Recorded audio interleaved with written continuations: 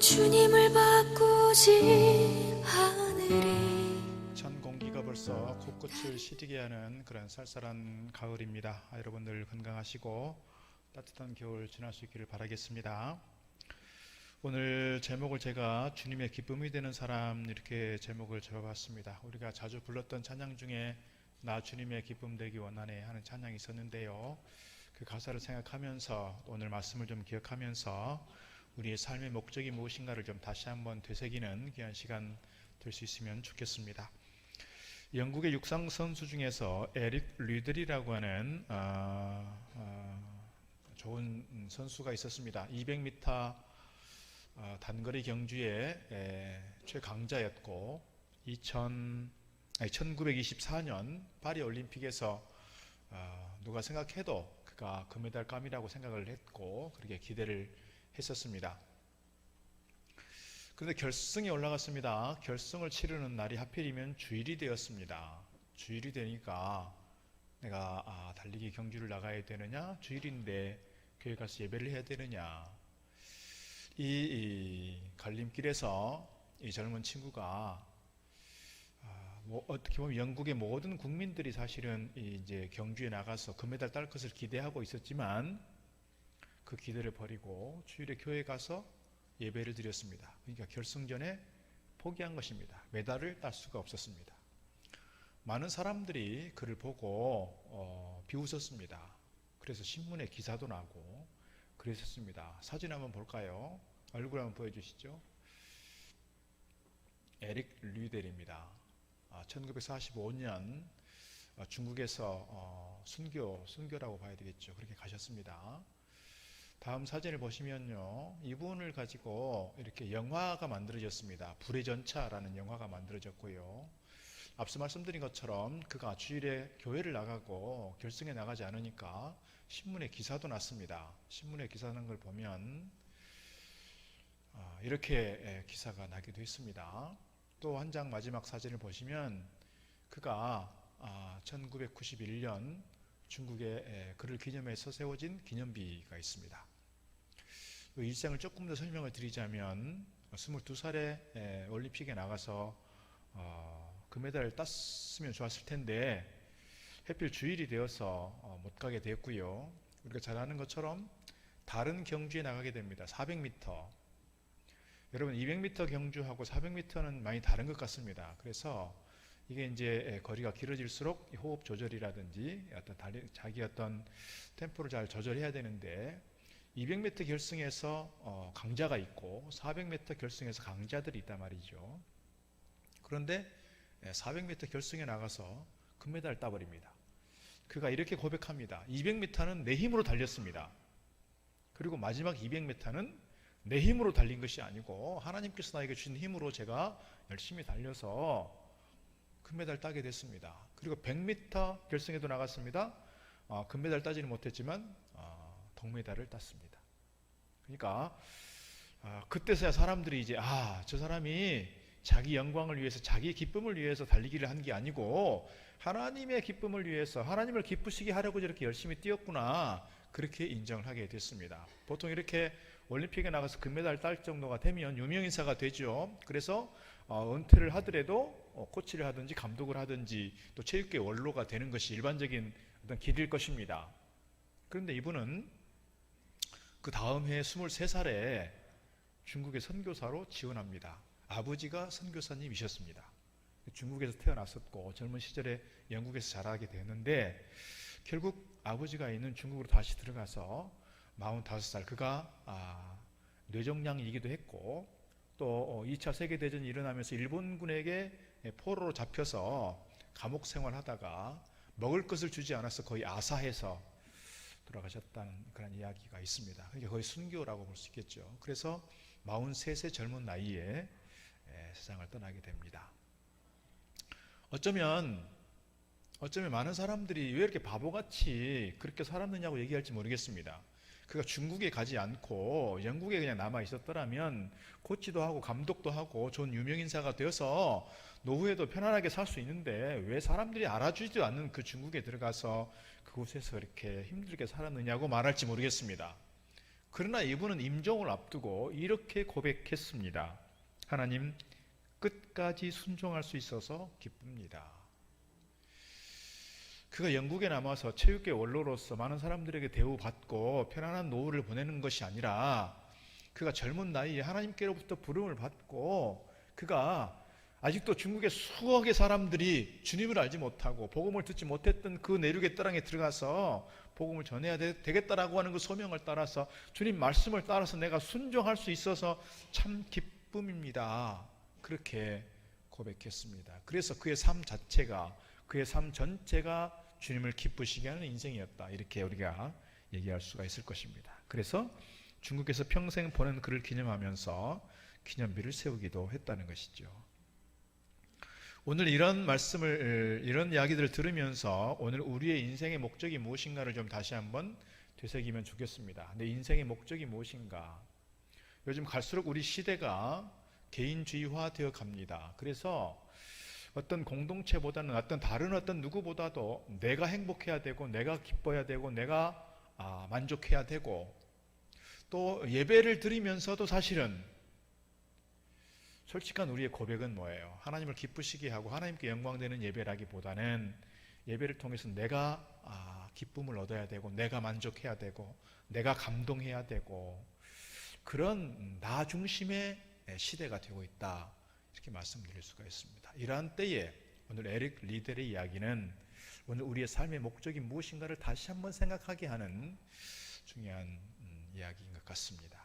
오늘 본문의 말씀 좀 들여다보겠습니다. 오늘 본문은 사도 바울이 로마 감옥에 구금되어 있을 때, 지금 가이사 황제의 재판을 기다리고 있는 때 빌립보 교회에 보낸 편지입니다. 그러니까 옥중서신이죠. 사도 바울이 빌립보서를 쓸 때 가장 핵심적인 주제가 뭐였냐면요, 기쁨입니다. 빌립보 교회를 생각할 때마다 그들 때문에 기뻐하고 그들을 위해서 기쁨으로 기도한다고 했어요. 또 사도 바울이 감옥에 있을 때 빌립보 교회가 힘을 모아서 영치금도 넣어주고 선교비도 후원해주고 이렇게 여러 가지로 도왔어요. 사람을 보내서 이렇게 옥중수발하기도 했고, 그래서 빌립보 교회를 생각하면 기쁘기도 하지만 오늘 본문의 말씀은 기쁘지 않는 얘기를 하고 있는 겁니다. 기쁘지 않는 이야기. 그 기쁘지 않는 이야기가 뭐냐?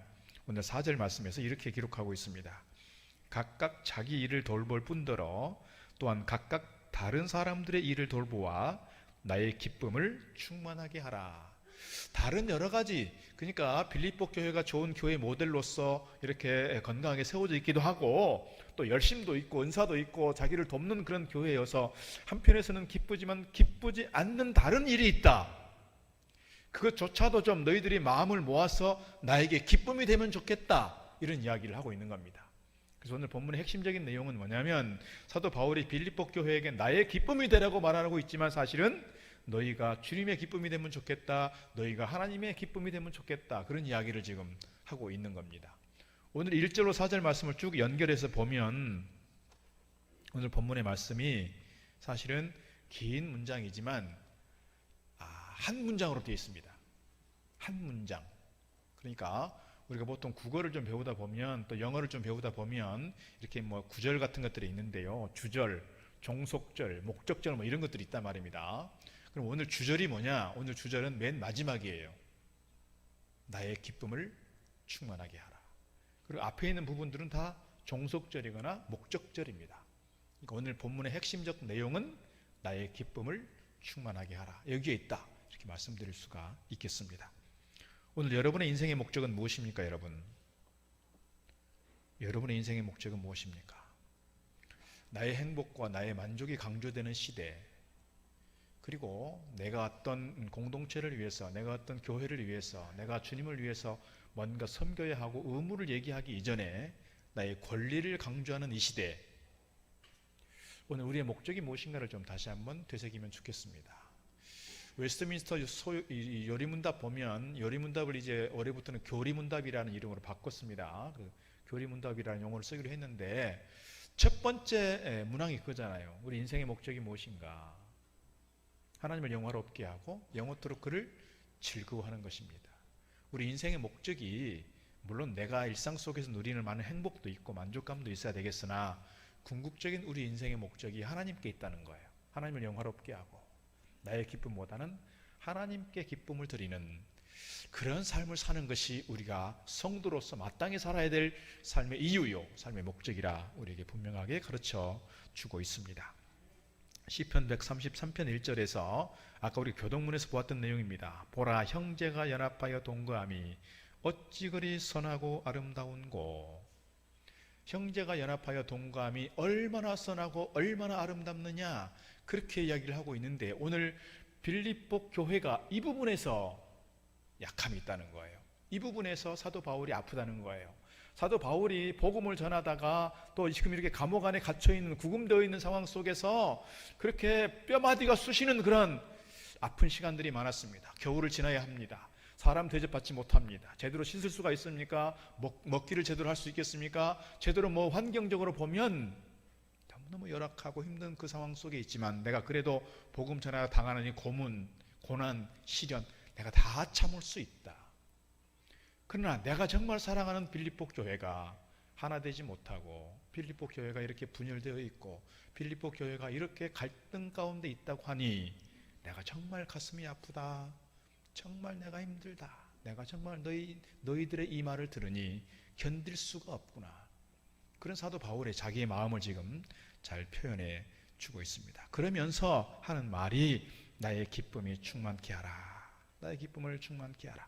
오늘 우리 개인적으로, 우리 가정이, 우리 교회가 정말 주님을 기쁘시게 하는 개인적인 삶으로 또 가정으로 교회로 세워져 가기를 주의 이름으로 축복합니다. 주님을 기쁘시게 하는 성도, 주님을 기쁘시게 하는 교회는 어떤 사람들이고 어떤 교회야, 어떤 공동체여야 되느냐, 오늘 본문에서 세 가지 말씀 드리려고 합니다. 첫째로 드리고 싶은 말씀은요, 마음을 같이하여 하나 되는 사람입니다. 우리가 교회라고 하는 단어를 얘기할 때 교회는 에클레시아입니다. 교회는 건물이 아니고 예수 그리스도를 주로 고백하는 믿음의 사람들이 모인 이 공동체 자체를 교회라고 하는 겁니다. 그런 점에서 교회는 독불장군이 될 수 없습니다. 교회는 혼자 하는 것이 아닙니다. 교회는 어떤 특정한 사람들이 끌고 가는 것이 아닙니다. 교회 머리이신 주님을 따라서 우리 모든 성도들이 하나 되고 한 마음이 되어야 교회는 건강한 교회, 아름다운 교회가 된다는 사실입니다. 오늘 사도 바울이 빌립보 교회에 이것을 강조하고 있는 거예요. 빌립보 교회가 여러 가지로 강점이 많고 좋은 점이 많고 칭찬받을 만한 요소가 있지만 정말 교회가 하나 되지 못하고 분열되어 있고 갈등 가운데 있는 모습 보면서 심각하게 아파하는 그 모습 생각하면 이 마음은 곧 누구의 마음이냐? 주님의 마음이 아니겠느냐는 거예요. 주님의 마음이. 오늘 아침 제가 중고등부 설교할 때도 그 얘기를 했습니다만, 내가 만약에 임종이 가까워져 있는데 저희 두 아들이 계속해서 막 서로 싸우고 있다고 생각하면 제가 눈을 감을 수 있을까요? 못 감을 것 같습니다. 오늘 사도 바울이 곧 임종이 가까운 시기에 빌립보 교회가 이렇게 분열하고 갈등 가운데 있다고 하니 도대체가 내가 마음이 편하지 않다, 그 말입니다. 이것이 주님의 마음이고 임종을 앞둔 부모의 마음이 아닐까, 그런 생각을 갖습니다. 우리가 왜 하나된 삶을 살아야 하느냐? 1절 2절에서 이렇게 기록합니다. 그러므로 그리스도 안에 무슨 권면이나 사랑의 무슨 위로나 성령의 무슨 교제나 긍휼이나 자비가 있거든 마음을 같이하여 같은 사랑을 가지고 뜻을 합하여 한 마음을 품으라 그랬습니다.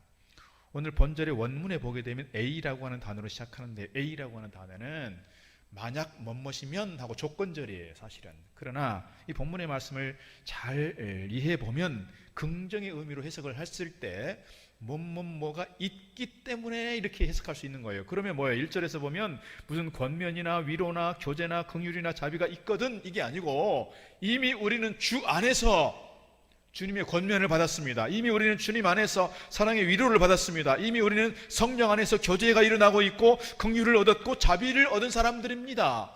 그러므로 우리는 한 마음을 품고 같이 하나가 되어서 화합하는 공동체, 하나 되는 공동체, 이렇게 우리 공동체를 세워가야 하나님께 기쁨이 되고 주님께 기쁨이 된다라고 하는 말씀입니다. 중요한 건 뭐냐면요, 그러므로 그리스도 안에입니다. 그리스도 안에. 이미 우리는 그리스도 안에서 하나가 된 사람들입니다. 이미 우리는 그리스도 안에서 영적인 가족을 이룬 사람들입니다. 이미 우리는 어찌 보면 죄로 인해서 망할 수밖에 없는 존재들이지만 예수 그리스도의 십자가로 인해서 주님의 그 십자가의 보혈로 인해서 우리는 이미 다 한 거적이 되었다고요. 형제요 자매가 되었습니다. 그런 점에서 오늘 우리가 공동체 안에서 서로를 존중하고 서로 섬기며 우리가 하나된 마음을 가지고 우리 공동체를 세워갈 때 이것이 하나님께 기쁨이 되어지는 줄 믿습니다. 에베소 4장 2절 3절에서 이렇게 말씀하고 있습니다. 모든 겸손과 온유로 하고 오래 참음으로 사랑 가운데서 서로 용납하고 평안에 매는 줄로 성령이 하나 되게 하신 것을 힘써 지키라 그랬습니다. 힘써 지키라. 이미 성령께서는 우리를 하나 되게 하셨다는 거예요. 우리를 갈라지게 하는 것이 아니라 분열되게 하는 것이 아니라 이미 성령께서는 우리 안에 교통하심으로 우리를 하나의 끈으로 묶어주셨는데, 그런 점에서 우리가 늘 하나 되기 위해서 애를 쓰고 화합하기 위해서 애를 쓰는 것은 성령께서 우리를 향하신 하나님의 계획이고 역사라는 거예요. 그런데 반대로 생각하면 우리가 어떻게든지 공동체를 깨뜨리려 하고 자기 주장만 내세우고 계속해서 고집을 피우고 계속해서 공동체가 하나 되는 것을 방해한다면 이것은 성령께서 우리에게 주시는 생각이 아니라 다른 생각이 아니겠느냐는 거예요. 다른 생각. 우리 가정이든 교회든 어떤 공동체이든 우리가 하나됨을 위해서 힘써 달려갈 때 이것이 하나님께 기쁨이 되는 줄로 믿습니다. 오늘 빌립보서에 보게 되면 빌립보서의 내용 속에서 왜 빌립보 교회가 하나 되지 못하고 일치되지 못하고 연합하지 못하고 있는가? 빌립보 4장 2절에서 이렇게 기록하고 있습니다. 내가 유오디아를 권하고 순두개를 권하노니 주 안에서 같은 마음을 품으라. 사실은 실명을 거론하면서 이렇게 얘기하는 것이 쉽지 않은데 오늘 사도 바울은 빌립보 교회의 유오디아와 순두개를 거명하면서 그들에게 한 마음을 품으라고 말하고 있습니다. 이분들은 어떤 사람들이냐면 빌립보 교회의 유력한 여성 지도자들입니다. 아마 그때 당시에는 남성들도 물론 역할을 좀 했겠지만 여성들이 중요한 리더십을 가지고 역할을 했던 것 같습니다. 그런데 이 문제는 뭐냐면 이 두 분이 유력한 교회 지도자들인데 기둥 같은 존재들인데 늘 이분들이 뭐 하고 있다는 거예요? 갈등 가운데 싸우고 다투고 있다는 거예요. 그래서 서로 같은 마음을 좀 품고 한 마음을 좀 품자. 오늘 사도 바울이 빌립보 교회에 이것을 강조하고 있는 겁니다. 특히 지도자들일수록, 특별히 유력한 리더십을 가지고 있는 분들일수록 우리가 늘 이것을 기억해야 합니다. 교회가 갈라지는 것이 아니라 늘 주 안에서 하나됨을 이루어간다고 하는 것, 이것이 얼마나 우리에게 중요하냐. 우리의 가정과 우리 교회가, 우리가 속해 있는 공동체가 분열되고 갈라지는 것이 아니라 주 안에서 하나됨을 이루어가는 저 여러분 다 되기를 주의 이름으로 축복합니다. 이것이 주님을 기쁘시게 하는 믿음의 삶인 줄로 믿습니다. 두 번째 우리에게 주는 교훈은요, 겸손한 마음으로 다른 사람을 높이는 삶입니다. 오늘 3절에서 이렇게 기록합니다. 아무 일에든지 다툼이나 허영으로 하지 말고 오직 겸손한 마음으로 각각 자기보다 남을 낮게 여기고 그랬습니다. 각각 자기보다 남을 낮게 여기고, 낮게 여긴다는 것은 더 귀하게 여긴다, 더 존중한다, 이런 뜻입니다. 어린 아이들은 이 부분을 가지고 낮게 여기는 것이 위로 올리는 것이 아니고 낮게 이렇게 이해하는 친구들이 있더라고요. 나보다 낮게. 그래서 무시하고, 그래서 비아냥대고, 그래서 조롱하고 그럴 수 있다는 것이죠. 근데 오늘 말씀은 나보다 낮게가 아니고요, 나보다 낮게예요. 시옷 받침이냐 지읒 받침이냐에 따라서 완전히 의미가 달라지는 거예요. 어린 아이들처럼 말씀을 잘못 이해하는 것이 아니라 오늘과 우리 공동체 안에서 서로가 서로를 돌아보면서 남을 나보다 낮게 여길 수 있는, 그래서 존중하고 귀하게 여길 수 있는 공동체일 때 오늘 우리 교회가 하나 되는 줄 믿습니다. 부부 관계 속에서도 남편이 아내를 나보다 낫다 여길 때 존중하는 마음이 생기고 사랑하는 마음이 커질 겁니다. 그런데 내가 손해보고 하는 결혼이야? 이렇게 생각하면 자기 아내에 대해서 또는 아내가 남편에 대해서 존중하는 마음이 안 생길 것 같습니다. 내가 손해보는 거지, 이런 생각하면 그 관계는 건강한 관계가 될 수 없습니다. 아내든 남편이든 서로가 서로에 대해서 당신이 나보다 낫다 이런 생각을 가지고 존중할 때 그 부부 관계는 건강한 관계가 되는 줄로 믿습니다. 오늘 우리 교회도 마찬가지라는 것이죠. 오늘 말씀 보니까 아무 일에든지 각각 자기보다 남을 낮게 여기라는 것인데요. 우리가 이 남을 나보다 낮게 여긴다라고 하는 자세는 결국 뭐냐면 겸손이에요. 겸손. 오직 겸손한 마음으로, 겸손한 마음이 없으면 앞서 말씀드린 것처럼 내가 손해보고 하는 거지, 내가 손해보고 결혼하는 거야, 이렇게 되는 겁니다. 정말 내가 겸손하지 않고는, 나를 낮추지 않고는, 나를 비우지 않고는 이것이 어려운 것 같아요. 내가 니보다 더 나아 라는 생각을 가지게 되면 어느 순간 나도 모르게 교만한 마음이 들고 거만해지고 오만해지게 됩니다. 그렇게 되면 내 삶을, 내 인생을 망가뜨리게 된다는 것이죠. 성 어거스틴에게 이렇게 질문했습니다. 기독교의 제일 되는 덕목이 무엇입니까? 물었습니다. 겸손입니다. 그랬어요. 그럼 두 번째 덕목은 무엇입니까? 두 번째도 겸손입니다. 세 번째는요? 세 번째도 겸손이지요. 그래서 그렇게 얘기하는 겁니다. 겸손은 모든 미덕의 바구니라 그랬어요. 모든 미덕을 담는 큰 그릇이다, 이렇게 가르치고 있습니다. 우리 모두가 하나님의 은혜를 받은 사람들로서 겸손한 사람으로, 좋은 믿음의 사람들로 세워져 가기를 주의 이름으로 축복합니다. 성경에 보면 겸손이라고 하는 단어와 반대되는 교만과 오만과 거만에 대해서 무수히 등장하고 있습니다. 무수히 말씀하고 있고 강조해서 가르치고 있습니다. 두 구절만 말씀을 드리자면 잠언 3장 34절, 진실로 그는 거만한 자를 비웃으시며 겸손한 자에게 은혜를 베푸시나니. 야고보서 4장 6절, 그러나 더욱 큰 은혜를 주시나니 그러므로 일렀으되 하나님이 교만한 자를 물리치시고 겸손한 자에게 은혜를 주신다 하였느니라. 성경에 보면은 처음에는 겸손했다가 나중에 교만해져서 망한 인생들이 참 많습니다. 우리가 잘 아는 사울왕, 이스라엘의 초대 왕이었던 사울이 처음에 사무엘이 그를 왕으로 세우려고 했을 때요, 다른 사람들보다 키가 한 자나 더 컸다 그랬어요. 얼마나 준수한 얼굴이었고 외모였는지요. 사람들이 다 그를 너무너무 좋아했어요. 그런데 그가 겸손해서 다른 사람들 뒤로 숨었다 그랬어요. 그런데 그가 정작 왕이 되고 나서 권력을 잡고 나니 그의 마음이 교만해진 겁니다.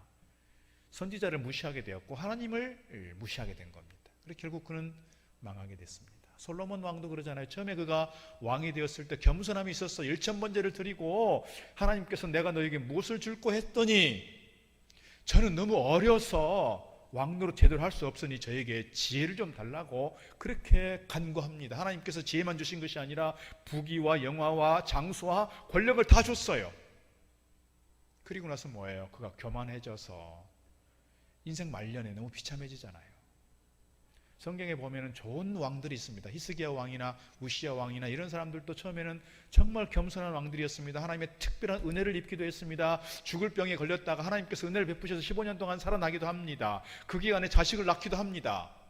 그런데 교만해져서 하나님 앞에 큰 실수를 하고 하나님을 무시하고 그러다가 손에 한센병 환자가 되기도 하고 일찍 돌아가시기도 하고 그렇습니다. 우리가 정말 이 부분에 대해서 지금은 내가 겸손할 수 있고 지금은 내가 나를 돌아보면서 자기 자신에 대한 통찰력이 커서 자기 자신을 잘 돌아볼 수 있을지 모르지만 혹시 내가 조금 나이가 먹어가면, 내가 조금 신분이 좀 상승하면, 내가 조금 더 계급이 올라가면 나도 모르게 교만해져서 나도 모르게 그렇게 망하는 길로 갈 수 있다는 것을 늘 기억할 수 있으면 좋겠습니다. 주님께서 하시는 말씀이 있습니다. 또 사도 바울을 봐도 그렇습니다. 끊임없이 자기 자신을 낮추고 자기 자신을 가리켜서 고백하는 내용들이 있어요. 고린도전서 15장 9절 말씀 보게 되면 이 사도 바울이야말로 가장 위대한 사도 아닙니까 여러분? 신약 성경의 절반을 기록한 사람입니다. 수많은 교회를 세웠고 수많은 사람들을 세웠습니다. 그랬던 그 위대한 대사도가 자기 자신을 계속해서 낮추는 걸 볼 수 있어요. 고린도전서 15장 9절, 나는 사도 중에 가장 작은 자라 그랬습니다. 에베소 3장 8절도 보면요, 모든 성도 중에 지극히 작은 바보다 더 작은 나에게. 디모데전서 1장 15절 마지막 절도 그렇습니다. 죄인 중에 내가 괴수니라. 내가 죄인 중에 괴수다. 나는 성도들 중에서 가장 작은 자요, 사도들 중에서도 가장 작은 사도라. 이렇게 계속해서 말씀하고 있습니다. 여러분, 제가 사도 바울쯤 되면 되게 목에 힘줄 것 같습니다. 그렇게 많은 교회를 세우고 많은 사람들을 세우고 성경을 많이 기록하고 많은 제자들을 두었으면 이렇게 좀 목에 힘 줄 뻔합니다. 줄 법도 합니다. 그런데 사도 바울은 끝까지 그 복음을 전하면서 그렇게 고문을 당하고 그렇게 고난을 당하면서도 사람들에게 자기 위세를 내놓지 않아요. 자기 과시하지 않아요. 끊임없이 자기를 낮추고 겸손하게 사람들 대하는 모습을 볼 수가 있습니다. 주님께서도 말씀하십니다. 마태복음 11장 29절, 나는 마음이 온유하고 겸손하니 나의 멍에를 메고 내게 배우라. 그리하면 너희 마음이 쉼을 얻으리니 그랬습니다. 나는 마음이 온유하고 겸손하니 너는 멍에를 배우고 내게 배우라 그랬습니다. 주님께서 말씀 한마디 하시면 병자가 고쳐지고, 말씀 한마디 하시면 귀신이 떠나가고, 말씀 한마디 하시면 기적이 일어났습니다. 제자들에게 내가 설교하는 이 능력을 너희들이 좀 배워봐라. 귀신 쫓아내는 능력을 좀 배워봐라. 사람 고치는 능력을 좀 배워봐라. 사람들 다루는 기술도 좀 배워봐라. 이렇게 말씀하시지 않았어요. 내 마음이 온유하니 온유를 배워라. 내가 겸손하니 겸손을 배워라 그랬습니다. 우리가 주님의 마음을 닮아간다면, 오늘 빌립보서 2장 5절 이하의 말씀이 그거잖아요. 주님께서 하늘 보좌 버리시고 이 땅까지 내려오셨던 그 자기 비하, 겸손에 대해서 말씀하고 있는 거예요. 오늘 우리가 다른 많은 것을 배울 수도 있고 다른 많은 것들을 갖출 수 있으나 주님의 이 겸손의 마음을 배워갈 수 있는 저와 여러분 되기를 주의 이름으로 축복합니다. 그런데 보면 오늘 본문 말씀 보게 되면 이렇게 겸손해지고 다른 사람들을 나보다 낮게 여기는 데 있어서 이것을 방해하는 게 있어요. 그게 뭐냐? 오늘 보니까 아무 일이든지 다툼이나 허영으로 하지 말고 그랬어요. 다툼이나 허영으로 하지 말라. 다툼이나 허영으로 한다는 건 뭐냐면 경쟁심이나 명예심으로 하지 말라 이 말입니다. 목사님들 중에서도 그런 분들이 간혹 있습니다. 자기 과시하는 걸 되게 좋아하는 사람들이 있습니다. 자기가 자기 잘한 것에 대해서, 자기 상 받은 것에 대해서, 자기가 뭔가 하나 조그맣게 한 일에 대해서 사람들이 알아주기를 바라고 막 단체 카톡방에 올리고 막 이렇게 SNS에 날립니다. 그걸 인정해 주지 않으면 되게 서운해합니다. 그리고 심지어는 그렇게 지금 이렇게 국가 애도 기간인데 그렇게 뭐 수상한 것을 자랑하고 또 칭찬하고 막 이렇게 할 분위기는 아니지 않습니까? 그렇게 누군가 글을 올렸더니 개인적인 카톡을 보내면서 내가 너 매장시켜버릴 거야, 내가 너 죽여버릴 거야, 이렇게 협박을 하고 그렇게 합니다. 누가요? 대학교 교수님이요. 누가요? 목사님이요. 누가요? 상담학 박사 학위를 가지신 분이에요. 저하고 가까이 지냈던 분이 그러고 있더라고요. 보니까. 근데 평소에 너무너무 자기 과시하는 걸 좋아해요. 자랑하는 걸 좋아해요. 오늘 본문에 있는 유오디아와 순두개가 그런 것 같습니다. 좋은 지도자들로 서 있지만 어떻게 하고 있다고요? 다툼과 허영으로, 경쟁심과 명예심으로 계속해서 자기 사람들 확보하고 자기 세력 만들어가고 자기 과시하려고 하는 그 모습 보면서 서로가 이렇게 경쟁이 되는 거예요. 그러니까 교회가 하나 되지 못하고 계속해서 갈등하고 분열되어 있다, 그런 이야기입니다. 오늘 우리가 어디를 가나? 오늘 보니까 아무 일이든지 그랬잖아요. 아무 일이든지, 교회 일이든지 직장 일이든지 가정 일이든지 내가 어디에 있든지 누구를 만나든지 무슨 일을 하든지 내가 다툼과 허영으로 하지 아니하고 겸손한 마음으로 남을 나보다 낮게 여길 수 있는 신실한 믿음의 사람들로 세워지기를 주의 이름으로 축복합니다. 세 번째, 4절에 이렇게 기록합니다. 다른 사람의 일도 돌아보는 사람이라는 거예요. 4절, 각각 자기 일을 돌볼 뿐더러 또한 각각 다른 사람들의 일을 돌보아 나의 기쁨을 충만하게 하라 그랬습니다.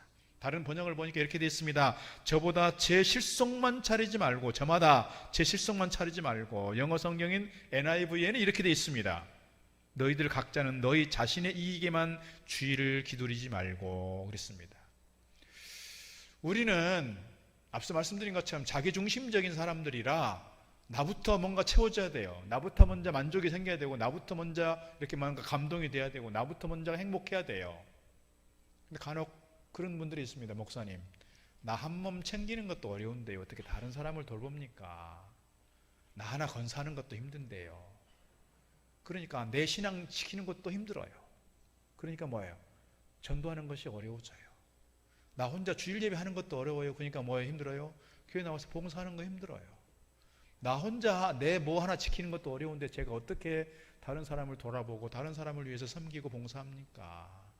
그런데 성경은 분명하게 말씀합니다. 성경 곳곳에서 우리에게 말씀합니다. 네 몸만 챙기지 말고, 너 실속만 챙기지 말고, 너 이익만 챙기지 말고 어려운 사람들을 돌아보는 것이 마땅하다 그랬어요. 오늘 우리는 사실은 죄로 인해서 망할 수밖에 없는 존재들이었어요. 천국 갈 수 있는 하늘 시민권이 아니라 우리는 정말 죄로 인해서 죽을 수밖에 없는 존재였단 말이죠. 그런데 주님께서 당신의 몸을 버리시면서까지 우리를 사랑해 주셨고, 우리는 그 큰 은혜를 입고 그 큰 사랑을 입은 사람들입니다. 그래서 우리가 거듭난 사람들이 되었고 이렇게 예배 자리에 나왔습니다. 그러므로 오늘 우리가 내가 이렇게 봉사하면, 내가 이렇게 섬기면 나에게 보상이 올 거야 라는 기대를 하기에 앞서서 우리가 마땅히, 당연히, 의당히 섬기고 봉사하는 일을 해야 하는 것이 우리가 성도의 자세 아니겠느냐는 거예요. 이런 사명이 우리에게 있다는 것이죠. 이런 사명이. 야고보서 1장에 보니까 이렇게 기록하고 있습니다. 하나님 아버지 앞에서 정결하고 더러움이 없는 경건은 곧, 진짜 경건은 그 말입니다. 곧 과와 과부를 그 환난 중에 돌보고 또 자기를 지켜 세속에 물들지 아니하는 그것이라. 우리가 경건의 삶을 살아가는 데 있어서 진짜 경건은 내가 기독교 신앙을 가지고 진리의 말씀 위에 서서 세상에 물들지 않고 세속에 물들지 않는 이것만이 아니라는 거예요. 이거는 기본이라는 것이죠. 더 나아가서 보다 이 수동적인 것이 아니라 적극적이고 주체적인 경건이라고 하는 것은 내 주변에 있는 과와 과부를, 내 주변에 있는 어려운 사람들을, 병들어 있는 사람들을, 힘이 약하여 그 고난 중에 있는 그 사람들을 돌아보는 것이 진짜 경건이라는 거예요. 진짜 경건. 오늘 이것이 뭐냐? 주님을 기쁘시게 하는 일인 줄 믿습니다. 우리가 어려움 가운데 있을 때, 혼란에 처해 있는 이웃을 돌아보는 그 삶, 그것이 주님께서 기뻐하시는 일인 줄로 믿습니다.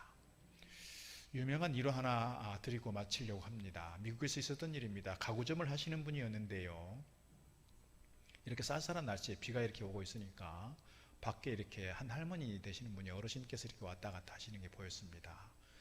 이 가게 주인이 문을 열어드리고 안으로 들어오시라고, 그러니까 이 할머니께서 그러셨습니다. 내가 가구를 살려고 이렇게 왔다 갔다 하는 게 아니라고, 내가 지금 비가 오고 있으니까 비를 좀 피하려고 이렇게 하는 거라고. 그러니까 알고 있다고, 들어오시라고. 그래서 따뜻한 차 한 잔 대접해 드렸습니다. 그리고 가셨습니다. 일주일 있다가 미국의 강철 왕이라고 불리는 카네기 그룹 회사에서 회장실에서 연락이 왔습니다. 편지가 왔습니다. 편지를 받아보고 이분은 장난질인 줄 알았습니다. 회장실에 전화를 했습니다. 그러니까 장난치는 게 아니고 진짜입니다. 오세요. 봅시다. 이렇게 됐어요. 갔습니다. 카네기 회장을 만났습니다. 카네기 회장이 그런 얘기 했습니다. 일주일 전에 한 할머니께서 당신 가게에 가셔서 이렇게 보호를 받고 이렇게 위로가 됐다고 하더라고요. 그 할머니가 바로 저희 어머니이십니다. 제가 당신에게 고마운 마음이 생겨서 이제 우리 회사의 모든 가구는 당신에게 납품을 받겠습니다. 대박이 난 겁니다. 뭐 했는데요? 그 할머니 한 분 이렇게 모셔드려서 차 한 잔 드렸는데요, 이 작은 일이 그의 인생을 바꿨습니다. 그의 삶을 바꿨습니다. 앞서 말씀드린 것처럼 우리가 이렇게 뭔가 섬기면, 내가 뭔가 봉사하면 이렇게 이 인생이 대박 날 거야, 이런 기대감 가지고, 이런 보상 심리를 가지고 하지는 말자고요. 그런데 그런 보상 심리 가지고 하는 것이 아니고, 은연중에 작은 일을 하나 하다 보니 내 인생이 대박 나는 일들이 얼마나 많냐 말입니다. 요즘 SNS에 그런 일들이 얼마나 많아요. 작은 일 하나 했는데 그게 사람들에게 노출이 돼서 SNS에 알려지게 되고, 그래서 표창을 받기도 하고 상을 받기도 하고 뭐 이렇습니다. 우리가 사람들 앞에서 뭔가 인정받으려고 하고 사람들 앞에서 뭔가 보상받으려고 할 것이 아니라, 내가 열심히 봉사해도 사람들이 몰라줄 수 있어요. 인정해주지 않을 수 있어요. 내 이름도 잘 몰라요. 그러나 누가 기억한다고요? 우리 하나님께서 기억하시는 줄로 믿습니다. 우리가 어떤 사람을 의식하고, 여러분 교회에서 목사를 의식하고 장로님들을 의식하고 어떤 누군가를 의식하면서 봉사하는 것이 아니라, 주님을 바라보고 주님을 의식하면서 봉사하시면 좋겠습니다. 다른 사람들은 나를 몰라줘도 주님은 나를 기억하신다. 어디에서? 천국에서 우리를 기억하셔서 우리에게 주실 멸류관이 있다. 이 사실을 기억하고 믿음으로 잘 달려가기를 주의 이름으로 축복합니다. 사랑하는 성도 여러분, 오늘 우리는 자기 기쁨과 자기 만족에 관심을 갖고 살아가는 21세기를 살아가고 있습니다. 그럼에도 불구하고 오늘 우리가 그리스도인으로서 나의 기쁨과 나의 만족, 나의 행복만을 쫓아가는 것이 아니라 우리 인생의 궁극적 목적인 하나님을 영화롭게 하고 하나님을 기쁘시게 하는 삶이 내가 가야 할 길이라는 것을 기억한다면 오늘 사도 바울을 통해 주는 말씀처럼 주님을 기쁘시게 하는 우리 공동체를 하나 되게 함으로써 또 내가 겸손히 섬김으로써 또 뿐만 아니라 어려운 이웃들을 돌아보는 과정 속에서 주님을 기쁘시게 하는 가운데 우리의 삶이 주님께 영광이요 우리 공동체를 더욱 든든하게 세워가는 미끄럼 되어지기를 주의 이름으로 축복합니다. 기도하겠습니다. 하나님 아버지, 저희들 21세기를 살아가면서 우리의 가치관이, 우리의 세계관이, 이 시대의 어떤 가치가 나의 기쁨, 나의 만족, 나의 행복에 관심이 있고 이것에 우선순위를 두는 이 시대에 저희들 살아가고 있습니다. 주님, 그러나 주님, 우리가 다른 사람들에게 기쁨을 주고 우리가 주님께 기쁨을 드리는 삶을 살아가는 것 주님의 마음인 줄로 믿습니다. 저희들 나의 기쁨, 나의 만족도 중요하나 주님을 기쁘시게 하고 하나님을 영화롭게 하는 것이 우리 성도의 마땅한 삶이라는 것을 다시 한번 깨닫고 다시 한번 각성하고 다시 한번 결단하는 시간 되게 하여 주옵소서. 나를 비우고 나를 낮추는 가운데 겸손함으로 형제들을 섬기고 우리가 더욱더 하나 되기 위해서 애를 쓰며 나보다 어려운 이웃들을 돌아보고 저들을 섬기는 가운데 주님을 기쁘시게 하고 우리 공동체에 서로가에게 힘이 되게 하시고 우리 공동체가 더욱 든든히 서가는 밑거름 되도록 주님 축복하여 주옵소서. 예수님 이름으로 기도드립니다. 나무와 과도 주님을 바꾸지 않으리. 다른 어떤 은혜 구하지 않으리. 오직 주님